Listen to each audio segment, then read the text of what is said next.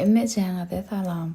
Bugunky vlogum men size Nevit Dağdan bir näçe gün geçenden soň diňe taýýarlap bildim vlogumy. Berde şeýdip ýygnan sebäbi aňaryp baramysoň giyinmelet sebäbi ýol diýsen gaty uzak 4 saatymyz diýmen alýa. Berde ýol olup Ýusuwarlyk mardan gelişine de Nevit Dağı alyp geçdik. Şeýdip nesibeden dedim ýolu düşdük. 4,5 saat diýilene geldik. Berde ýol uğradyk, nahyrymyzy ýeli, ondan soň giyinmeni geçerdik. Nevit çataýla deýdik. Saçymy derejek ýüzüp etdi, ýüzüme himişekde ýalyk özüm çalym. Berde üstüňürdeýini şuňlamy saç etmelimi diýe. Şeýdip ýygnanykda nesibeden Nevit Dağı meşhur Baht Köşkü toy mekanyna geldik. Ine görüşüňe diýalam, toy şowhunly. Alarşka gelerde toyun bir şowhunly bolarmy?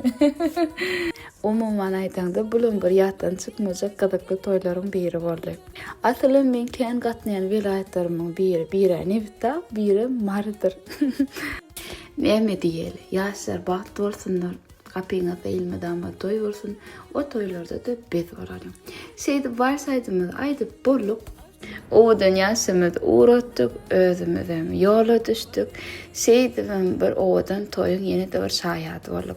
Indiki vlogum haýsy vilayetden bolsun. Halanyrsaňyz like, repost